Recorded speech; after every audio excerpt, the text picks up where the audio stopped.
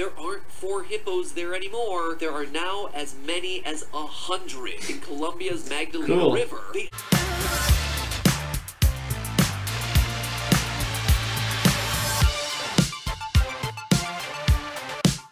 What's up, you beautiful people out there? It's me, Chad, and today we're going to be reacting to Film Fury's newest video. It's called, it's a Fury about Madagascar. That is a trilogy from, I think, DreamWorks, and it's amazing. It's one of my favorite animation series of all time.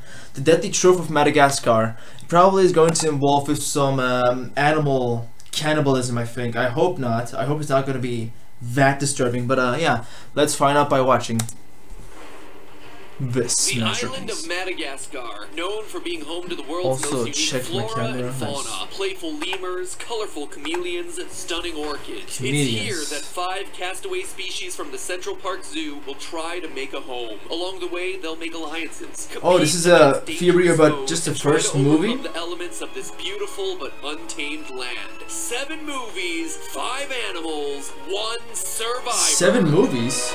Oh, because 2.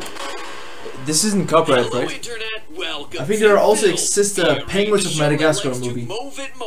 If by move you mean destroy, and it you mean the simple nostalgic memories that you once had of all the movies that you watched as a child. Now, maybe you think that makes me a bit of a buzzkill, but just can't help thinking about the implications of whimsical worlds created by animated movies. I suppose a quote-unquote normal person would watch a movie like The Rescuers and think, oh, that's cute, little adventure story starring 2 talking mice. But is it really my fault if I watch that same movie and think to myself, the bottle at the beginning of the movie is taken to a mouse version of the United Nations. Now, the real United Nations was formed after World War II, so does that mean that this mouse society also had itself a World War II? Does that mean that there was a first World War between mice, followed by an ill-conceived mouse League of Nations that collapsed in the face of rising mouse nationalism? Look, if you're gonna create a fantastical world, somebody is gonna have to ask the tough questions about how it works, and that somebody... What does all this have to do with Madagascar? And so for today's topic, we'll be looking at what I believe to be one of the more underrated animated franchises of the 21st century, Madagascar. Not only are these movies lighthearted and fun, they also feature some really impressive voice talent. No other franchise is really going to give you Zoolander, Borat, Walter White, and Jack Donaghy all in the same place. They're fun, they're colorful, the writing is fine most of the time. Grand Central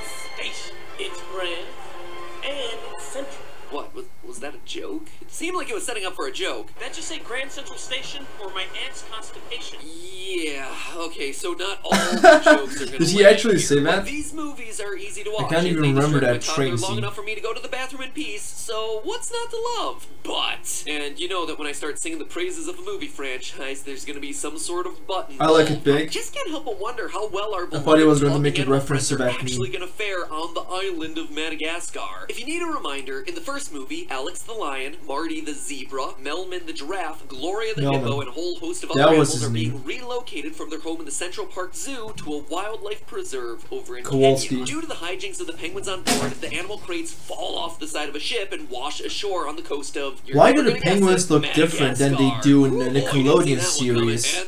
And they also look different in the movies, like... There are some dance there's no breaks, standards. We leave the door wide open for a subsequent series of sequels, all in under 90 minutes. 4 stars. It's, no Wall-E, but it's definitely not Minions, so we're in the clear. Would watch again. Why does everybody hate the Minions? My son is going to want to watch it 300 more times. I don't hate it. In fact, I love the first movie. The crazy part of my brain can't help but ask the question, how are and these the Minions is a great animation series for kids. Like, I'm pretty sure kids love all the movies of that series. Particular animals have grown up in a zoo, with regular meals being delivered to them and no threat of predators around. Unless, of course, you count that one old lady that they met in Grand Central Station. So today we're playing a high-stakes version of Survivor Madagascar, where the losers leave the island in a body bag. Who's gonna live? Who's gonna die? Who lives to tell your spin-off? Keep your giant lemur eyes peeled for all those pesky files, because today we're escaping to Africa. Because Madagascar is part of the continent of Africa. Just just go with it. To start off with, let's go with our early favorite, Alex the lion. He's strong, he's fast, he dances for people at the zoo, and to be sure, there are he doesn't have biceps. Madagascar's landscape that Alex is going to be Oh, I finding love that appealing. scene. For one, the apex predator on Madagascar is, as we see in the movie, the fossa. So unlike in mainland Africa, where Alex would have to compete with leopards and cheetahs and hyenas for his kills, on Madagascar, his biggest competition weighs about 20 pounds, less than 1/10 of his regular size. Should be a pretty easy win for him to be king of the island, right? Well, you see, Alex is far from a normal lion. We learned from the beginning of the sequel, Madagascar escaped to Africa, that as a cub, Alex was much less interested in learning how to fight from his father than he is in dancing around, before he's eventually captured by poachers and ends up in the Central Park Zoo. Well, his life in that zoo certainly gives him opportunities to dance around. The fact that he's lived most now of his I want to life watch the movie create again. some problems when he's on his own out in the wild.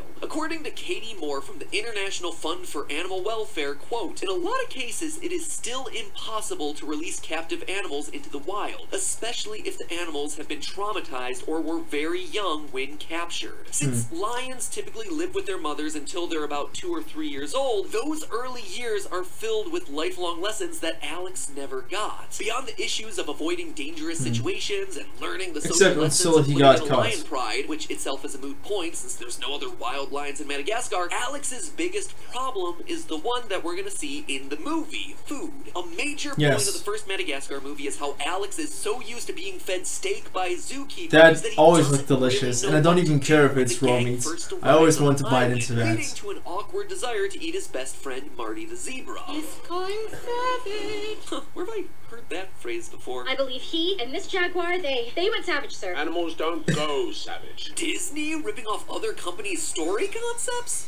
No. But in real life, Alex probably would have had a hard time even hunting Marty. Oh, yeah, that was Disney, okay. The African Lion and Environmental Research Trust has developed a procedure for releasing previously captive lions out into the wild. And one of the most important steps is putting the lions in an enclosed space with prey to give them hunting practice, because without that, they're not naturally good at hunting for their own survival. Alert also usually does this with cubs instead of the previously captured lions, because the ones who grew up in captivity are already considered to be largely a lost cause. In the movie, the food problem gets solved when other animals feed Alex some sushi, but again, as a mature lion, Alex would never be able to support himself fishing. And even more importantly, as a big cat, Alex definitely wouldn't be equipped to go into the water and hunt fish. I mean, you even see him avoiding the water when they first land on the island. So it is without judgment that I say that our friend Alex the lion is in trouble with no survival skills and no other lions to show him how to survive. Alex, the tribe has spoken, and it says that you're gonna starve to death on Madagascar. Now, yes, I recognize that that's a pretty dark way to start the episode, but that's the circle of life, friends. Ever watch Planet Earth? No horror movie I've ever seen has scarred me as badly as seeing a giant centipede catch a bat out of midair and eat it. The point is, nature is metal, y'all. It doesn't take any prisoners. And it's not all bad. For the most part, I mean, that's Marty true. the zebra doesn't have Like, to learn how to calm hunt down, his prey, nature. Why does everything have to be in the eaten? ground and can't run away. He, as a zebra, eats plants, and that's not that hard to come by. And while the movie makes it seem like Marty might make for a nice fossa feast, it's actually unlikely that they try to eat him in real life, given that they almost always hunt alone, and Marty outweighs them by approximately 800 pounds. So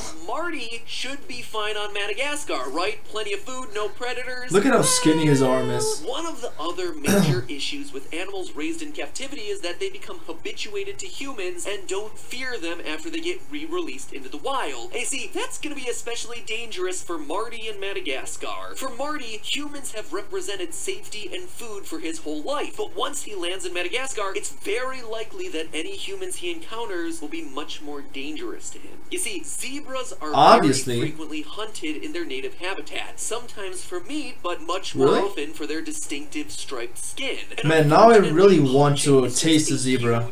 problem in Madagascar. Historically, the poachers there hunt for lemurs, so King Julian will probably want to move it if he sees any humans coming. But it's likely that a non-native zebra pelt would be a big win for the local poachers. Sorry, Marty, the tribe has spoken. Next up is Melman the giraffe. Again, Melman is probably too big to be prey for any of the animals that exist on the island. Also, Madagascar is home to many of the trees that giraffes like to eat from the most. But are giraffes really physically strong? To plant 60 million new trees on Madagascar, many of which are acacia trees, which just so happens to be a giraffe's favorite food. And again, we've also seen Melman eat a urinal cake, so being picky about food might not have been that much of a problem anyway. That room has 50 little sinks you can wash up in, and look!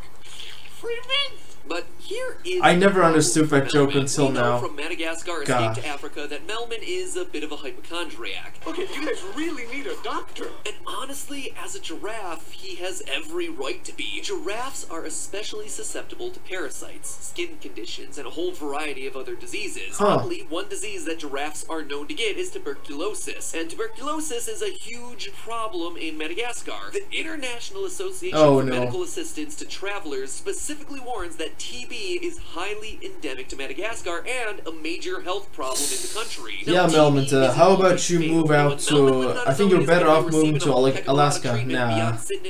Okay, how about Australia?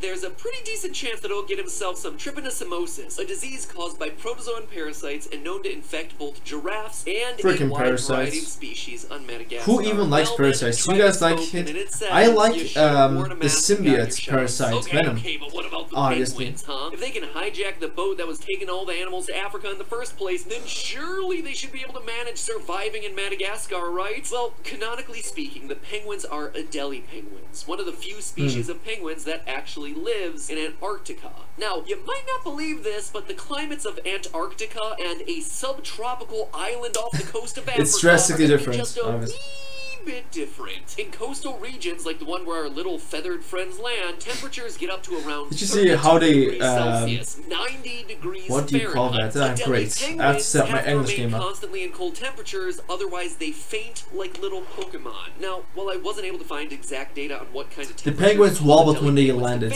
and that was pretty cute.